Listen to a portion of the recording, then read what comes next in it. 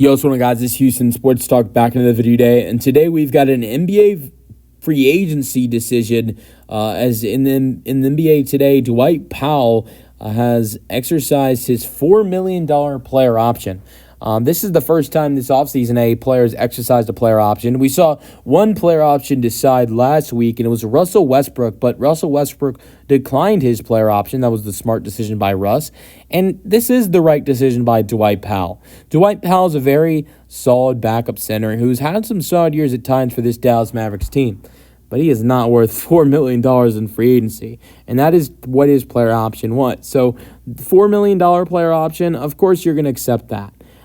He's not going to get, he might get a couple mil in a free agency signing. I think at the most, maybe $3 million. But he's not going to get that money. He's not going to get that type of money that is on the player option of $4 million.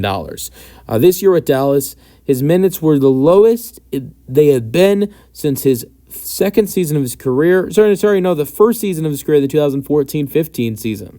10 minutes per game, 55 games, 3 starts.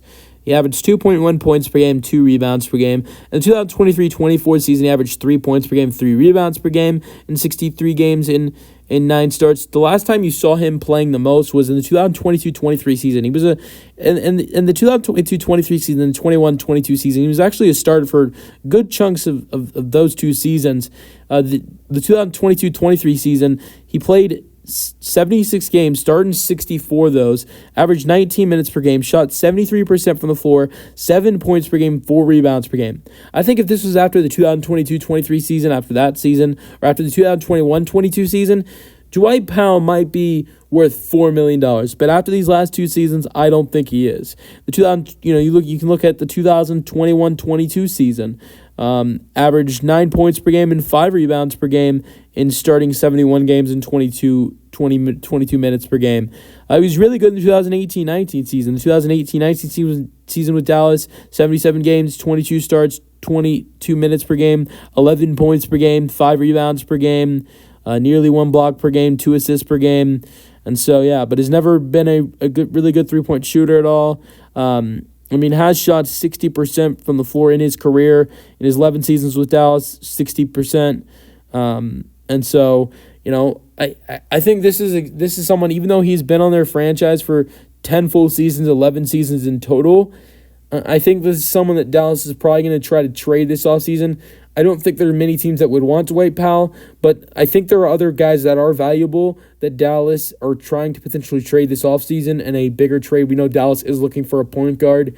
I think Dwight Powell, could be involved in a trade where the Dallas Mavericks are looking for a point guard, and maybe they move one of P.J. Washington or Daniel Gafford or both in a trade, that maybe Dwight Powell would be a filler or an add-in to a trade potentially. If not, it looks like it might be if no trade, it will be a 12th season in Dallas for Dwight Powell and his 11th full season in Dallas. That first season with Dallas, he only played 24 games and played for Boston in that season as well.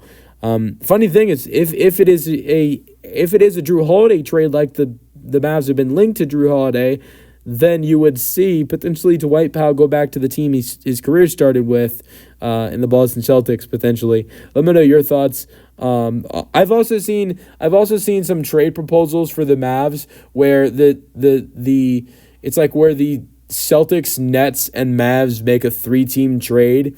Gafford and Washington go to Boston, and you see the Mavs get Drew Holiday, and the Nets come in and take on Dwight Powell's contract and just take him on for free. So maybe the Nets could be a team for him. I don't know. Let me know I've seen that proposal on Bleacher Report. Let me know your thoughts on the player option decision by Dwight Powell in the comment section, and peace out.